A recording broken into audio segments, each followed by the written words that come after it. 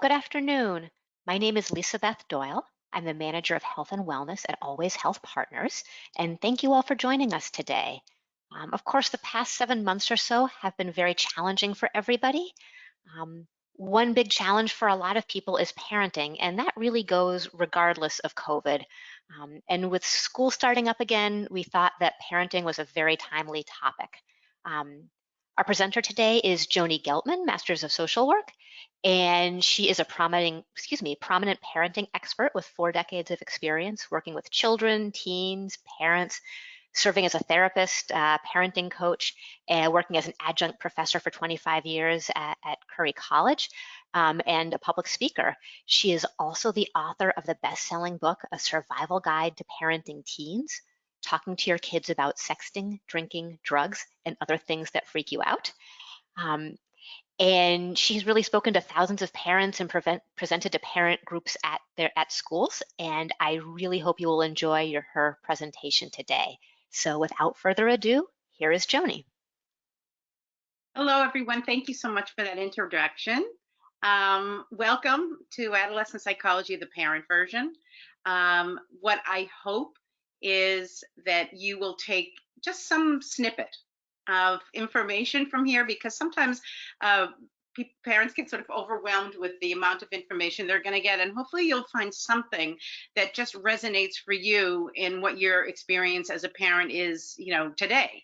Because given COVID and being home with your kids right now, you are experiencing new forms of challenges that we have never, ever faced before. And I think that what happened in March was a driving by the seat of your pants kind of situation. And nobody knew, including me, what was the best advice to give? What would we tell parents, given that none of us have experienced this kind of situation before? The good news is that you have history now. You were a parent with a child being home during their school day, and you having to work side by side for the last March, April, May, for 4 months of the school year. And so you hopefully have learned some things about what your parenting style is, and how has it changed when work and family life has no boundary.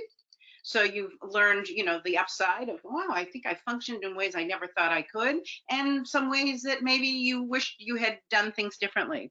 And you've also learned a lot about your kids.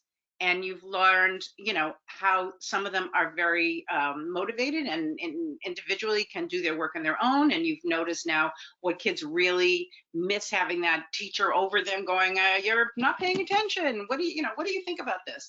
And that they just can't handle that amount, which is perfectly normal. And we'll talk about that today. So, I guess I always like to start this with just giving yourself a round of applause for all that you have accomplished over the last 6 months, because truly you are our heroes. So I'm just going to get right into the presentation. So the first thing that is really important for parents of teenagers to understand is that the teen brain is still growing, and I'm sure all of you have heard this before, but the number of new brain connections that are made during adolescence is equal to the number of brain connections that are made in the first 18 months of life. So if you think of your newborn, I know it's a long time ago and you're kind of wishing for those moments, that newborn, and they were in the beginning wholly dependent on you.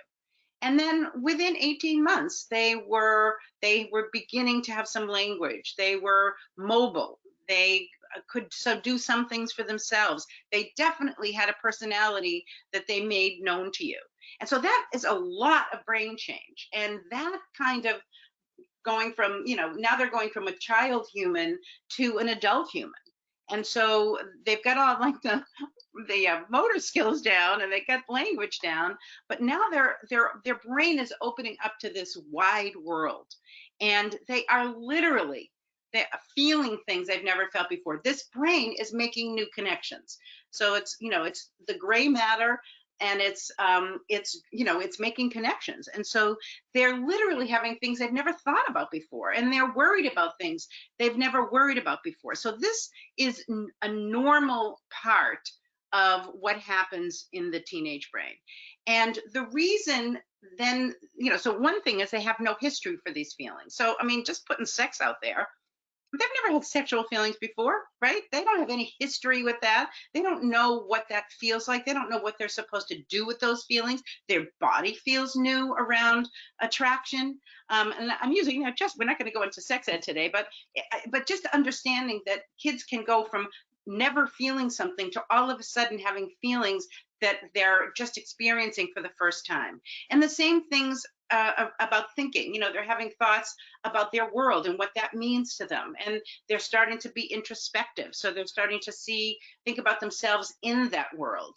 And then, of course, they have more anxieties, because the more you start to understand the larger world, the more and especially with what's going on now, they're experiencing worries that of course, we're all experiencing this worry simultaneously. What is this pandemic, and how will it affect my future? And will I ever get to play sports again? And when will I get to see my friends again? And will I not be able to go to the prom again this year? And what about college? And what about, all of my after school activities that I love to do? How will that affect me in my future? So now they get that there's a future, this idea of sequential thinking. If this goes on, then what happens? And so the other thing that makes all of this newness particularly overwhelming in adolescence specifically is the part of the brain that is in the highest activation is the amygdala, which is the emotional center of the brain.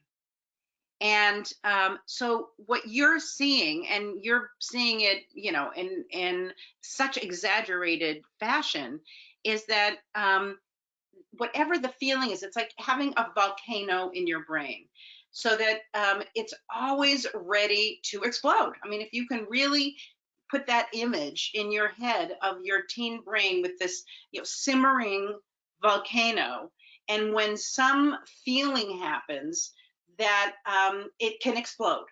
So they don't have the skills yet to be able to, keep their anger in check, or keep their anxiety in check, or keep their awesomeness in check. I like to call this the awesome brain. This is the part of the brain where your kids are going, oh, you know what I think we should do? This is the risk-taking brain. This is the brain that doesn't think before they act. This is the kid that puts themselves in risky situations. These are the ideas that kids won't, take their masks off as soon as they leave the house. Like, I'm not going to get sick. I'm invincible. Nothing bad is going to happen to me. As opposed to those of you who might have 8, 9, and 10-year-olds who, like, for them now, they sort of live in a law and order brain, and they like the structure of knowing the right thing to do and the wrong thing to do. So you may have a 10-year-old and a 13-year-old, where the 10-year-old is like, you're not wearing your mask. They're like the mask police. And then you're going to have your 13-year-old going, I don't need to wear a mask. My friends don't have COVID. I don't know what you're worried about. And so they don't see, they don't, they want to just do what they want to do. They're very impulsive. All these feelings, all these thoughts, all these words, they're very impulsive. They're not experiencing them in a controlled way, in a way that's saying, I think I'm feeling this right now. And they're like, it's just an explosion of feelings. And so when that explosion happens, then all of these, what you see is the explosion. You see them being quick to anger, quick to be frustrated, quick to be snarky. They lack the control that you may have been used to seeing. Well, my kid was never this unkind before, or my kid was, never mouthy like this before, or my kid was never this disrespectful before. And so sometimes it can feel like this drastic change. So I wanted to talk about what some of the things are, these new feelings, these new worries, and how they then affect your relationship with your kids. So, of course, at the top of this list, which never existed before, is COVID. And this and the hard part about COVID is that uh, it is not a unique situation to the teen, right? It's not like they're experiencing this pandemic and nobody else is. Everybody is experiencing this simultaneously, and so one of the things that happens with adolescents, if they, they are very egocentric in their thinking. What we call, and I don't mean oh, they're conceited, not that kind of egocentric, but they have begun to understand and be able to think about themselves. They become much more self-centered, self-interested, and this is a brain change. Okay, this literally is, oh, now I'm thinking about myself. I like to, if I use an example of when your kids were, well, let's use the COVID mask. With your kids who are 10, they almost have a sense of pride about, wearing their COVID mask, that it is, this is what the rule is, this is what you're supposed to do, and I'm following it. And, they have this sense of pride about that they're, they probably remind you to put your mask on.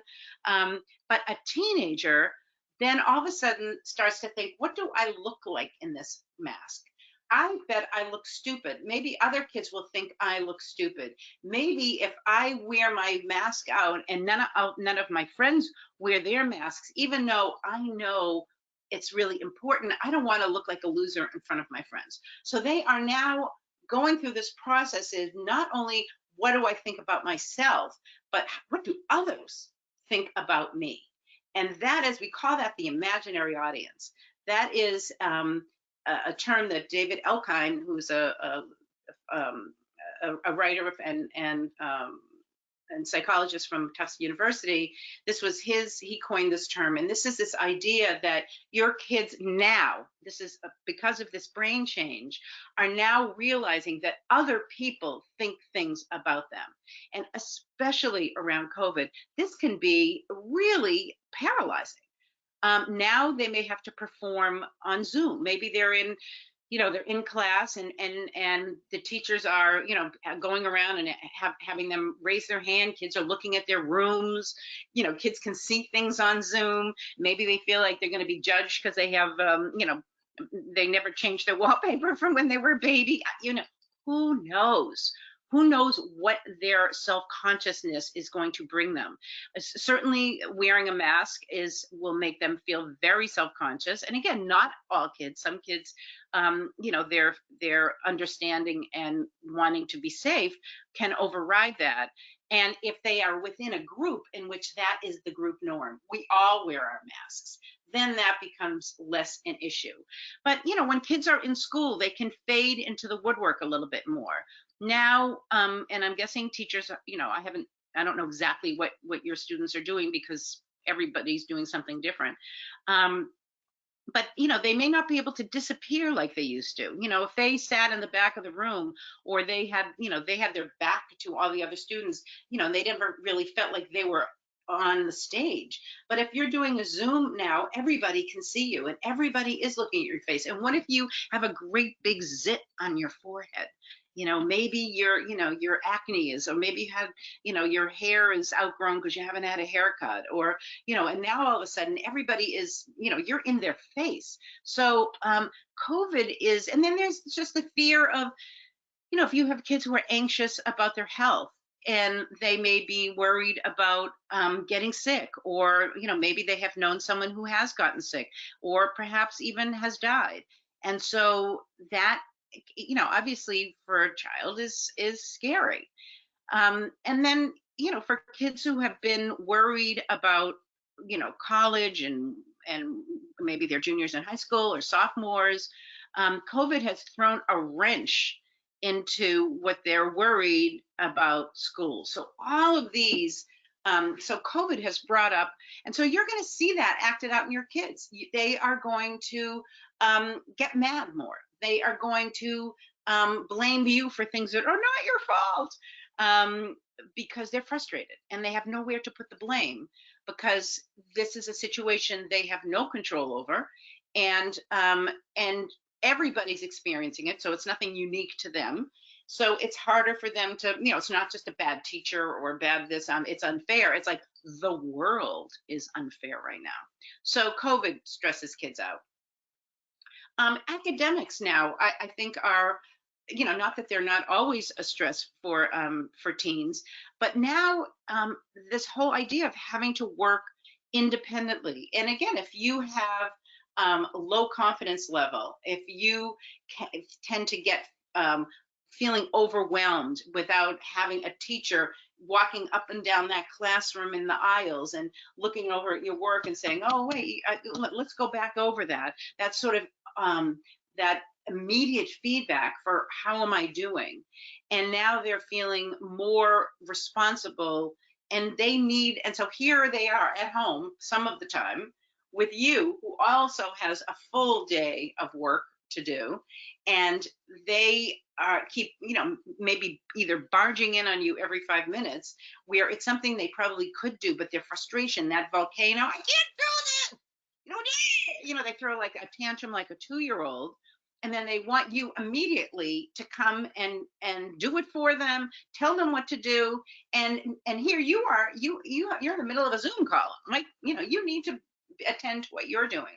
And so you have not had to deal with their academics between 8 and 2:30, right? You have been you have ceded your control to a school who takes care of that for you, so that you can have your work life or your home life or whatever it is that you do.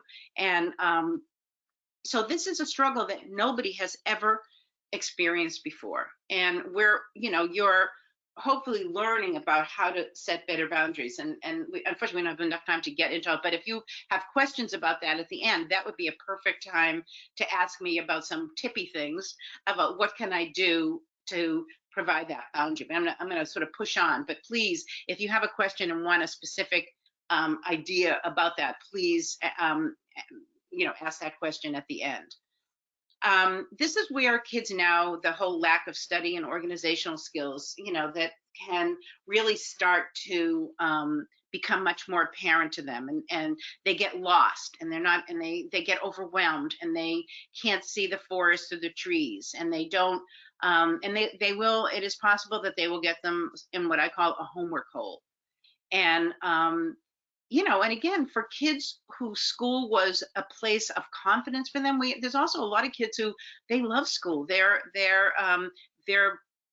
all their self-esteem comes from doing well in school and having good relationships with their teachers. So here, at least last year at the end of the year, they already had 5 or 6 months with their teachers, and they knew who they were. Now they're starting, if your kids are in middle school and high school, they're having new teachers, and they don't know them, and those teachers don't know them. They just see a face on a Zoom screen, and they can feel, so those kids who can tend to feel invisible, feel even more invisible, and those kids who really enjoyed that relationship with their teachers, they're missing that. So that is probably extremely stressful for your kids. And again, the way you are going to experience that is through anger, frustration, depression, more tears.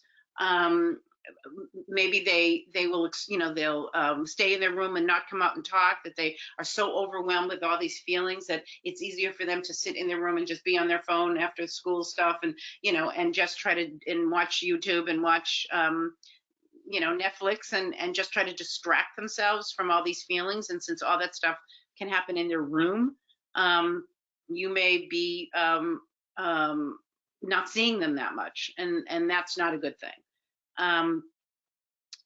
College demands, we talked about that. Body image, again, this is a time in a teen's life where their body is changing, and they don't have any control over that.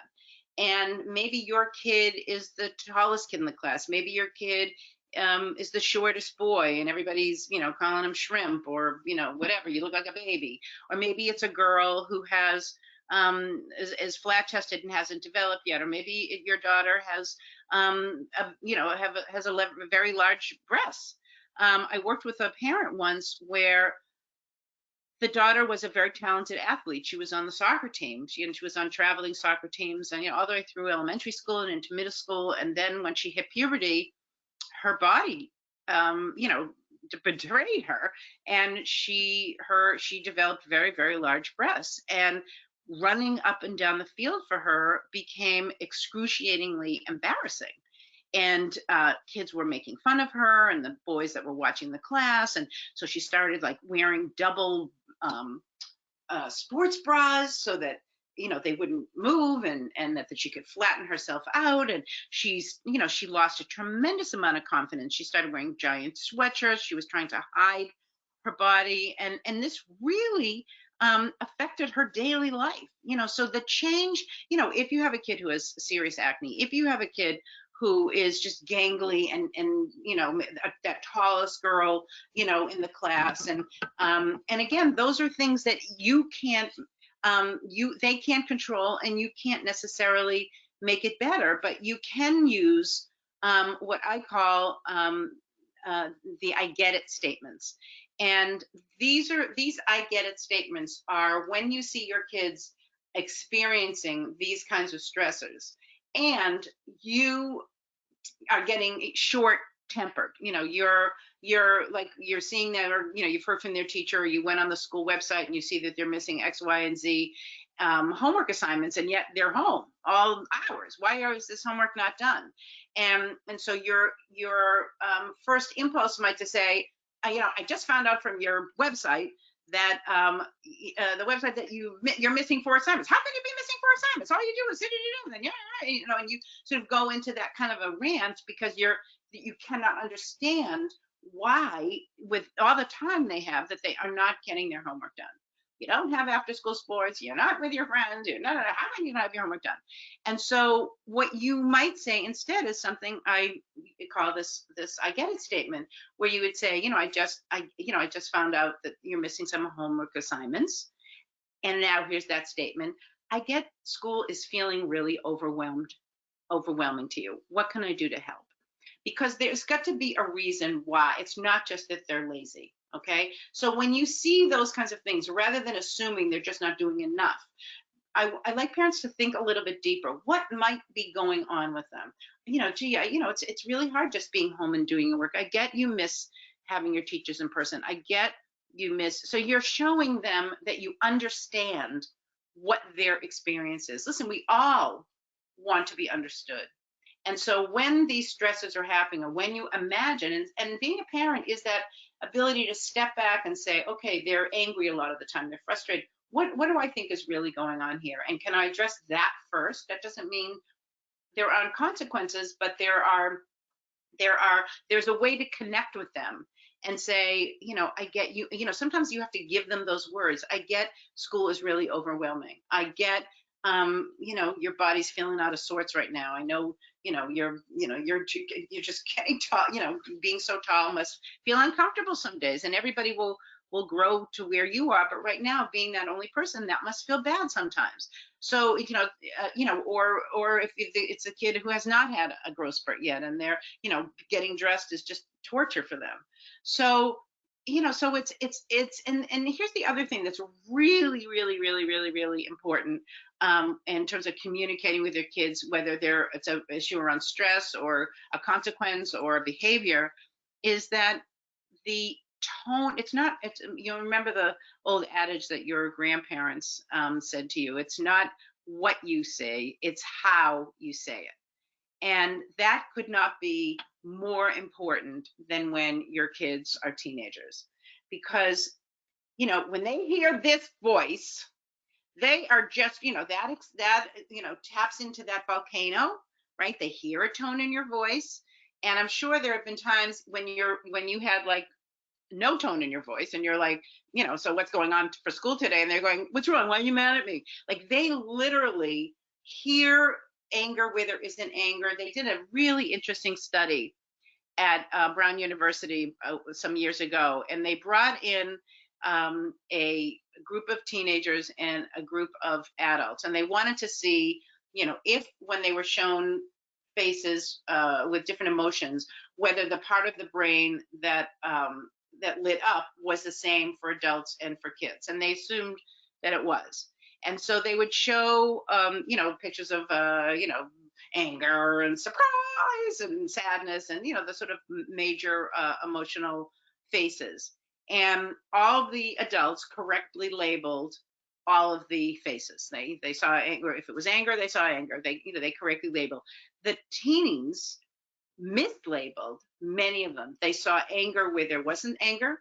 They saw sadness where there wasn't sadness. They misinterpret what they're hearing and what they're seeing. And when they looked at the brain scans, the adults, when they were doing this task, were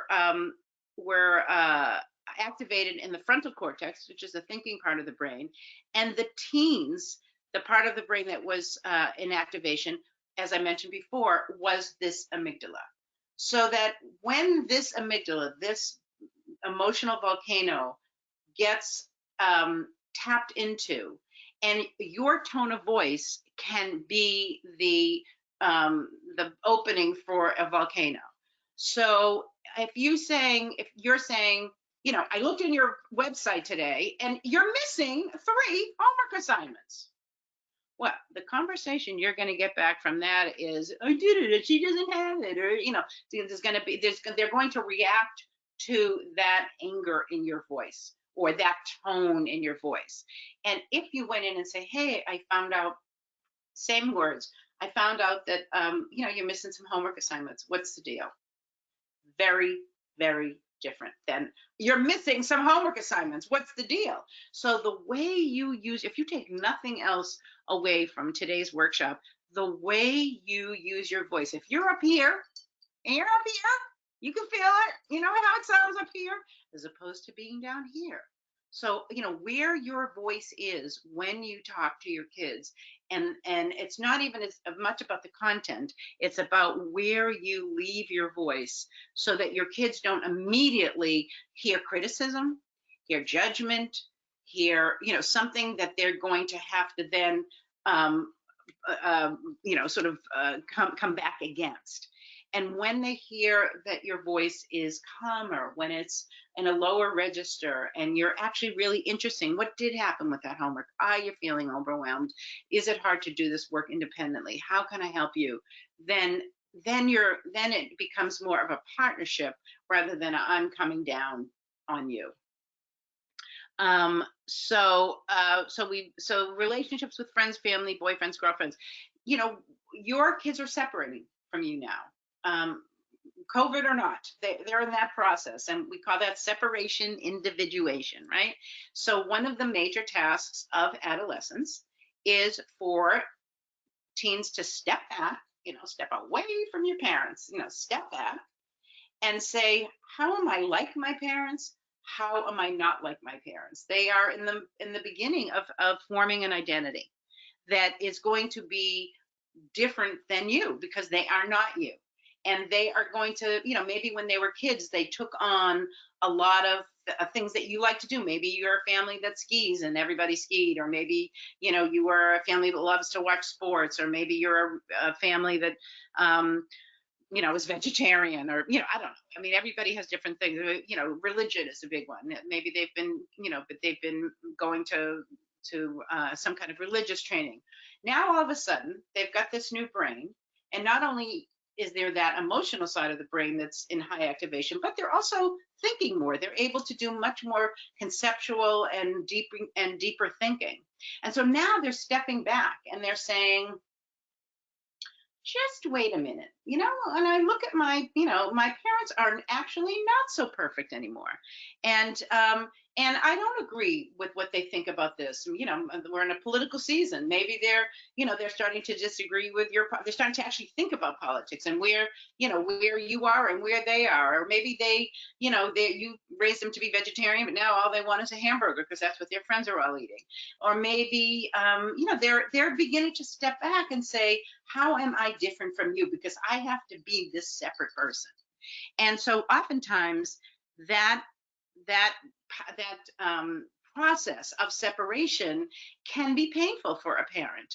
can be because they're seeing anger, they're seeing frustration, they're seeing attitude, they're seeing, and all of that is really, really normal, because sometimes you have to kind of push hard to be able to step back and say, who am I? Like, who is the person I want to become? Am I just a clone of my parents, or how am I different? And they may then come back later in life and, and embrace some of the things that they grew up with, but they may have to, kind of push it away now and say, I have to see, I want to be my own person. So that's the parent stuff. Then we've got the friend stuff that's happening, and this can be very, very stressful. And I'm sure with COVID, this has been exacerbated. One, every family has different rules around friendship, about seeing people outside of the house. Some parents are very, very strict about social distancing, and they don't want their kids just going out in groups, and they have maybe a grandparent who's living with them who has some kind of conditions that they need to be more cautious about. And so the friends, because they could be at school with them all the time, and and have that easy, they're around each other all the time. Now, even, some of them may be in different, if they're in a hybrid, maybe their friends have school Monday and Tuesday, and they're with them Wednesday and Thursday, and now they're not with them anymore, and so they're with a whole group of different people. Maybe their friends are, maybe their friends' parents let them do more, and they're out, I see kids all over my community, out getting food in the afternoons, or hanging out at a park, and so maybe you're not comfortable with having your kids doing that, and so maybe now they can't see their friends, they don't, so COVID has added another whole layer of stress for kids. And now also, romantic relationships are beginning. They're realizing what their attractions are. They are literally feeling sexual feelings, and they want to experience them, and they should. They want to figure out what does it mean to be intimate with another person. I'm not saying your kids should go out and have sex, but they are going to be, they are going to want to feel what those feelings are like. And so so that's a stress, because what if all their friends have, they're much more sexually aware of themselves, and they still aren't feeling it yet, or maybe, every kid has a different trajectory, so that can be extremely stressful. These are other issues that kids stress out about. Financial difficulties. This COVID has, some parents now have gotten furloughed. Maybe parents are, looking at a financial situation that is very different now, and your kids don't have any empathy for you right now. They even though they see you working at home, and they finally get to see what it is that mom and dad do, they're only concerned right now, that self-centeredness I talked about earlier. So if something changes financially, and they can't do things that they used to do before, or go places or buy things that they couldn't buy before, you know, at this age, as I said, all they see is, it's not fair. And they don't see, I know you're working so hard, mom and dad. Thank you for all that you do for us. And I get this is now that they're not going to do that. I once had a parent who they had to move. There was a financial, there was a job loss and a financial change, and they had to move from a large house to a much smaller house. And this kid that was furious with them, and he did not invite any of his friends to the house. He was embarrassed. Sounded like a beautiful home, but that imaginary audience, that worrying about what other people think about you, that is in play in adolescence. That is why kids are so conforming. Behavior is so conforming, and you can't make them not be this way. And if you try to do that, you're going to get, that just fills in that gap of, you don't understand me. So, for example, when that happened, I said to the parents, you need to go and have a conversation that says, I get this is a big change for you. You used to be able to have kids here and have a whole basement and a pool table, and that must feel really, really bad to you now. How can we help you? Rather than saying, you're thankless. You know how hard we work to give you what like you go into the lecture mode, and lecture mode is not helpful. It's first what is it that they're feeling, and then together you can come with some kind of solution. Social networking, as you all know, is just huge, and now it is a lifeline, and kids are so highly dependent because they're not seeing kids in person. Now they're using social networking. But then what if kids are getting together and they weren't invited, and there's a post on Instagram about all the kids hanging out somewhere, or two people are at somebody else's house and they're left out? And this isn't the kind of thing they're going to come to you and say, um, so and so didn't invite me to their house. What you're going to see is them in a really, really, really bad mood. Parental relationships. COVID is tough for a couple, really tough.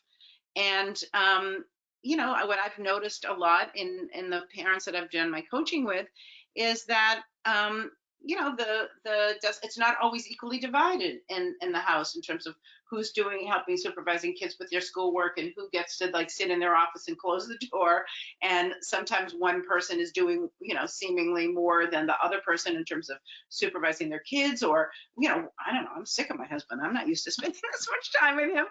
We're not we're human, and we like variety in our life. We like people and things to do. And so the stress that is evident, um and can be seen and felt by your kids. So I was just talking with a family last week where I'm not there to do couples counseling. I was helping them with their kids, but I said, it doesn't sound like things are going well for the two of you. And I said, are you losing it in front of the kids? And they were like, yeah, because we kind of can't help it.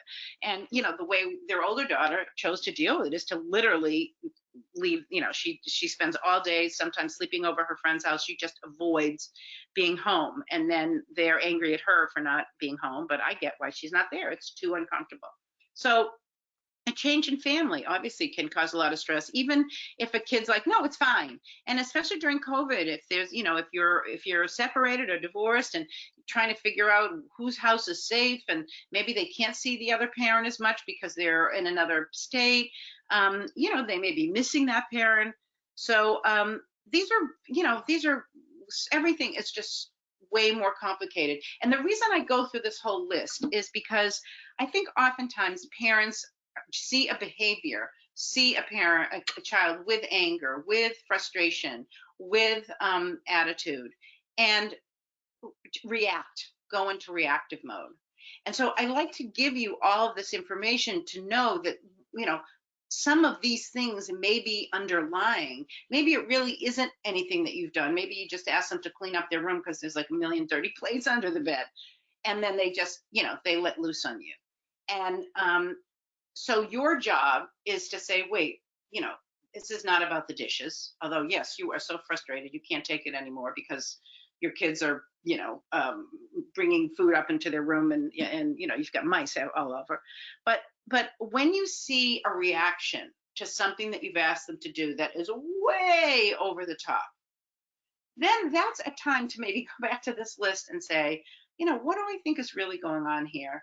And how can I at least acknowledge with them that they're having these feelings that are overwhelming, and that doesn't give them permission to beat you up, but it does give you the power with yourself, knowing this is not personal.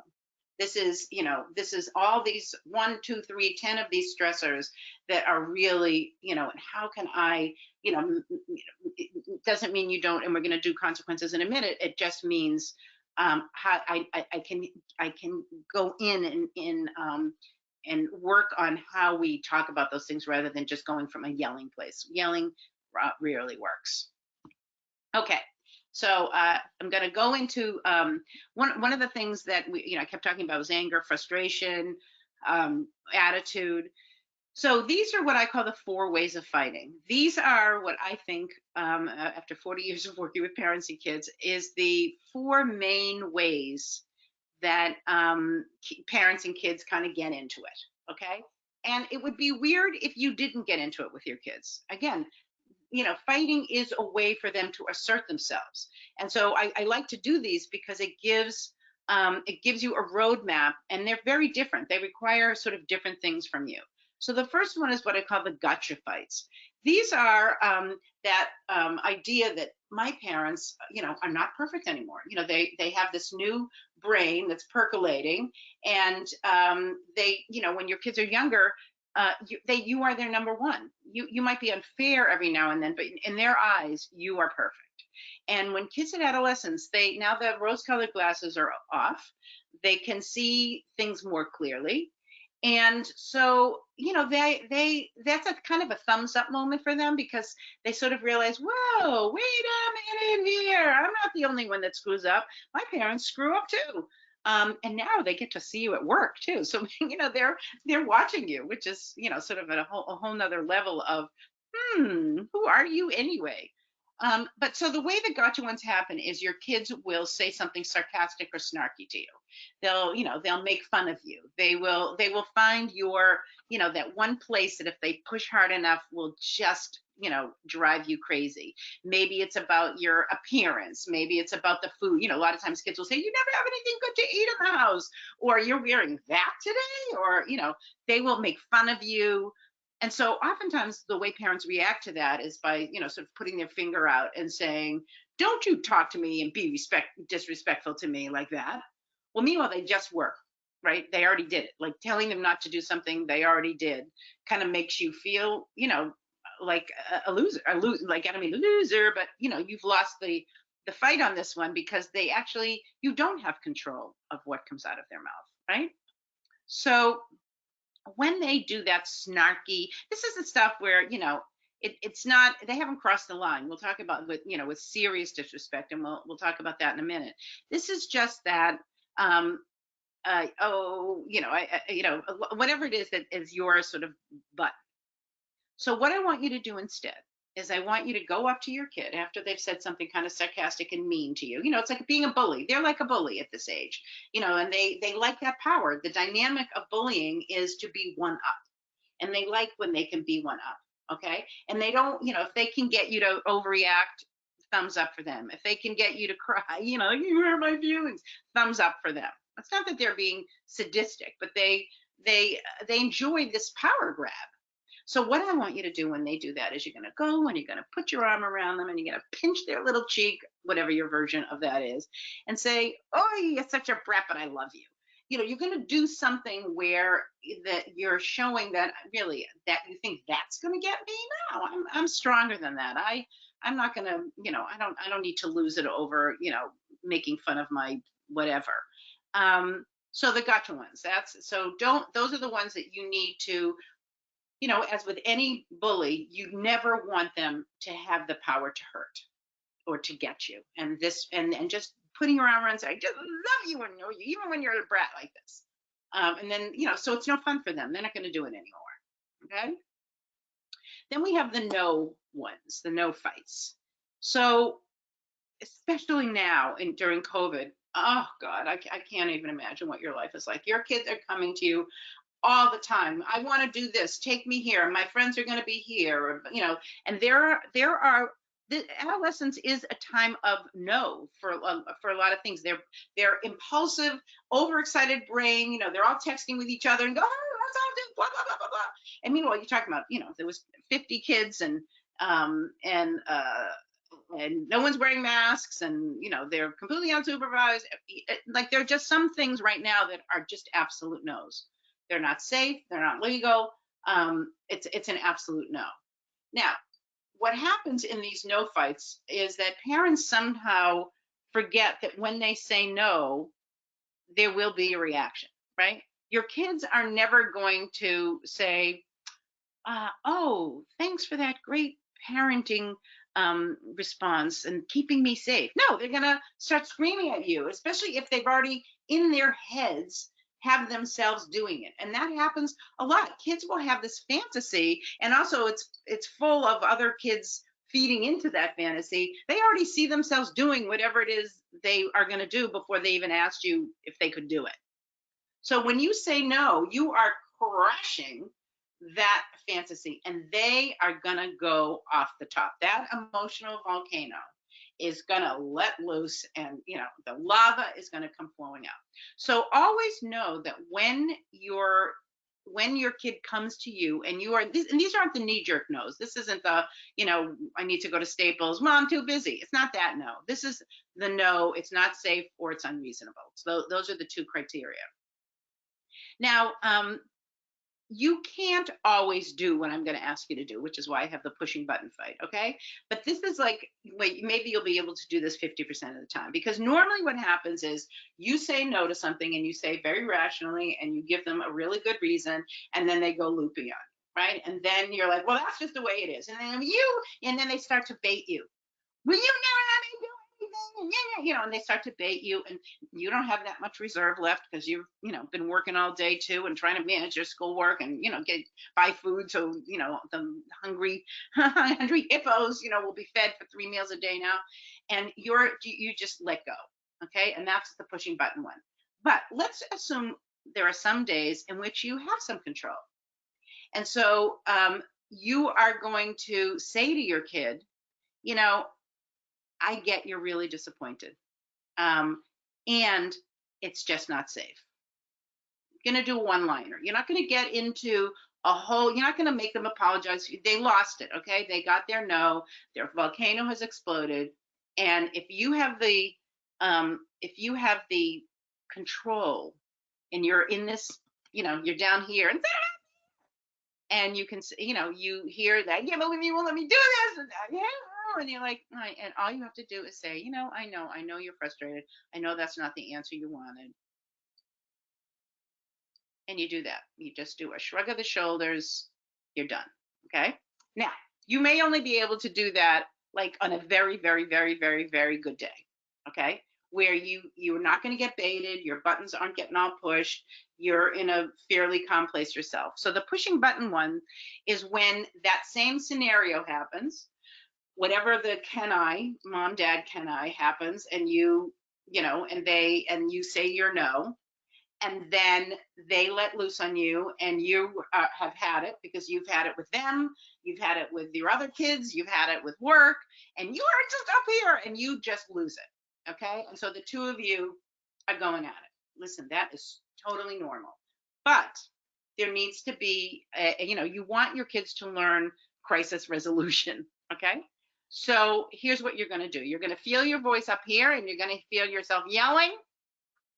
And because I'm teaching you this now, you're going to stop yourself and say in this very calm voice, we're both out of control right now. We need to take a break. And when I say take a break, I mean go away. Don't just move into the kitchen if you're in the family room. You need to be out of sight. And don't just ask your kids to do the moving. If you say get out of my face or go to your room and that tone of voice, you're just aching for them to continue to re-engage with you. You want to calmly say, we need to take a break. Then you might get in your car and go get a coffee. You might go down to the laundry room and hide. You might go into your bedroom, and run the shower. And if your kid comes in, you might say, hey, I'm going to be naked in a few minutes if you want to stay here and talk. And, they'll run for the hills. And that is actually a real tip. And then you take whatever time you need, 15 minutes, half an hour, whatever you need. And then you're going to go back into them and you're going to say, tell me what it is you wanted me to hear. Now, if you go back in there with guns a-blazing and you say, here's what I wanted you to understand. If you start to speak first, you're going to lose them on the very first syllable. If you go in and say, tell me what it is you need me to hear, that gives them, now they've had some time to calm down. And they maybe have gone back and said, my parents won't let me do this. They've had some chance to calm down. That volcano has kind of gone in. And then they may say something new that you can work with, right? Because it wasn't that impulsive brain going, oh, now they've had some time to calm it down. Or they're going to ask for the same thing and you're going to still have to say no. But you're in a calmer place. And now hopefully you can go back to the no ones and say, I get why you want to do that. It's just not that you give their whatever your one-liner is and this. But do not let your kids on this pushing button ones re-engage you. That's why you have really got to leave and remove yourself from the space, because a lot of kids are what I call chasers, and they will find you, and they maybe have experience that they can really let you go, and they're not going to let you go. until you give them what they want.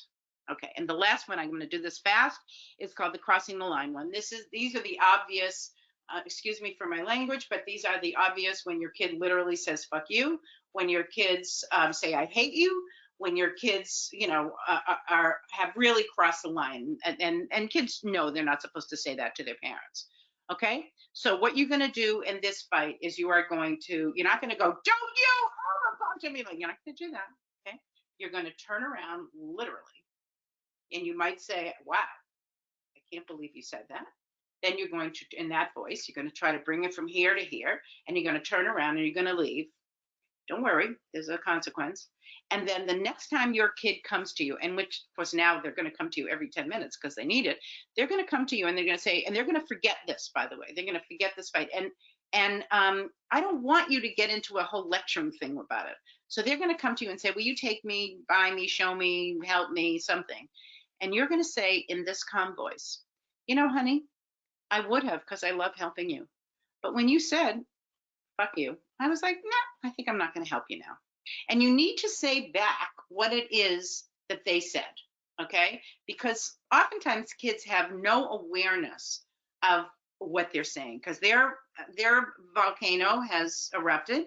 They're spewing with little control.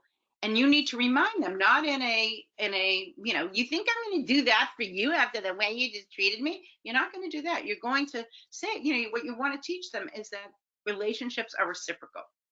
And when you feel disrespected, you're just not going to do that stuff for them. So we are running out of time, and I do want to open it up for questions.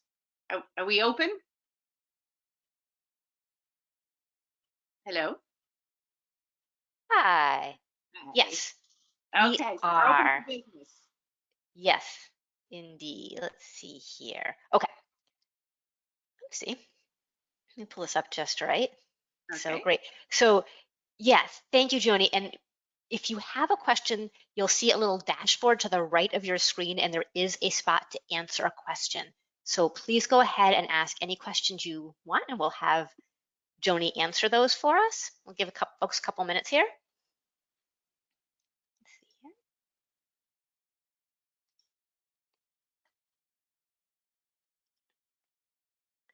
Alrighty, so we have a question come in, and this is, my teen never wants to leave his room and has become very uncommunicative. What should I do? Okay, so this happens a lot. It also happens a lot for different reasons. So oftentimes, it happens a lot with boys because they are so overwhelmed with feelings that they're literally up to their neck in feelings, and they just, like, they have nothing to say. They can't even get any words out.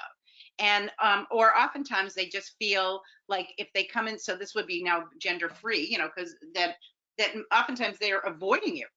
A lot of kids are just in avoidance mode right now because they feel like whenever they see you, it's really about a request. What's your homework? Did you do your laundry? Have you done your chores? So they don't want to see you, because if they see you, there's going to be some request or some judgment or some criticism. So they prefer to just hang out in their room, and they won't, they'll come down and get their food, and they, and so I think the first thing is that, especially with COVID, is first is to acknowledge the behavior, not in an angry tone, but to say, I get it. I get sometimes it's more, you feel, it's just easier for you to be in your room, and you're kind of just dealing with your own stuff. But, you seem more sad to me lately, and that worries me. Is there any way that I can help? Because first, I just want you to acknowledge that maybe there's something going on. Maybe, I know we're in a stressful time right now, honey, and, this is really overwhelming. It's so overwhelming for me too. How can I help you with that? How can I help you? Is there anything that you feel like you would like to, to talk about? Most likely they're going to say no. But the first step is always that you've acknowledged them, that you're not just saying, get out of your room, I'm sick of you doing you might just be looking at their behavior, they're isolating, and you just see it as they're avoiding, rather than maybe there is something else that's going on. If it is the avoiding, you might also want to go in and say, I notice that you're just, that you're spending, almost all your time in your room. I'm wondering if there's something that I'm doing that is making you not want to come downstairs. Is there something I could be doing differently to make you feel like coming downstairs you'll be okay? Make a joke about it. So again, when you acknowledge what you're seeing, you're just making an observation. You're not making a judgment about it. You're making an observation. And then you can ask, what, always asking, what is there anything I could do differently, is an opening of the door, right? It's an opening of the door saying, we can share this, that maybe I'm annoying you all the time, and then try to find out what that is. Tell me how I'm annoying you. Don't get defensive.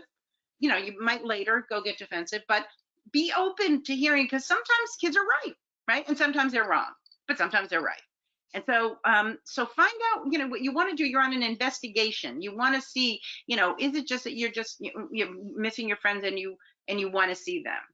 The other thing, especially now with COVID, is that kids should not be doing their homework. They should, when school, whether they're being home, doing their Zoom classes, or whatever, they need to get up in the morning, get dressed, make their bed, and come downstairs. So you need to instill that school is still going to be going on. This is different than I would have said in March, where everybody was just so overwhelmed. My advice at that point was just, if any schoolwork gets done, that's a plus, but everybody is, fighting for their literal lives here. But now now we're starting off a new school year. This is the way it's going to be. The kids are going to be dealing with high flex and hybrid models, probably not going to be back to school full time. And so if your kids are home, you do not want to feed into that staying in their room and never coming down, because it is not healthy for them. I mean, it's one thing if they go to school all day and then they come home and hang out in their room. That doesn't worry me so much. But now that we've got this COVID situation, and you're in your office and he's in this office and they're in this room, and we've got everybody's separated, which they need, but we don't want kids in their bedrooms, because then they associate their bedrooms with social networking, with Netflix, with YouTube. And I also want them to get into their head that this is not school. If they were going to school, they would be getting up at this time, and they would be going and sitting in a classroom. So making sure that you have that boundary. And again, this is different advice than a lot of people, including me, said in the spring. But now it is, so they have to have a workspace. And if they don't, and if they choose, and I use that word choose, if they choose not to get up in the morning, then you choose to shut their phone off for the day, right? I mean, there are consequences for that, and whatever it is that or you choose to, to not, that now they lost the privilege of doing their video games. I mean, there'll be something that your kids are going to want from you, and that, most kids, I think they may be a little resistant to it, because maybe they're just so used to hanging out in their room. But so first thing, remember, is that you want to acknowledge, the observational acknowledgement of the behavior. And is there something, that you could help them with? Is there something I'm doing that I could change that would make you more interested in coming down? You can certainly, family meals, especially, some meal, dinner there should be one meal where everybody's together. Could be breakfast, could be dinner, could be snack in the afternoon. I don't really care, but some gathering. And that school now needs to be completely separate from room. Got it. Thank you. Thank you. Okay. So this has been great. So Joanie, I want to thank you again. This has been great information on really what's happening inside the adolescent brain, and appreciate your recommendations on how to help our teens and just have these supportive and productive interactions. I certainly hope everyone's come away from Joanie's presentation with some new and useful information to use with their kids, with their family. I hope everyone will take a moment and complete the 3-question evaluation that will come up at the close of the session. And do keep an eye on your inbox for a copy of this recording that you can share with friends and colleagues. Quickly, before I wrap up, I want to let folks know about telemedicine benefits, including behavioral health benefits for stress and anxiety. Always Health Partners, along with many other carriers, have significantly expanded our coverage for telemedicine. I know some doctors' offices are opening up, but folks, if you're concerned about going in or you don't need to necessarily take that trip out, we do urge everyone to both keep up with appointments, particularly around condition management, and also for any new concerns, and certainly around any trouble with depression, stress, anxiety, any of those things. Behavioral health is a covered benefit for Always Health Partners. Um, that's all I have for you today. That's all we have for you today. So from both Joni and from me, we thank you all again for joining us today, and we hope you'll be well. Thank you. Bye bye. Bye.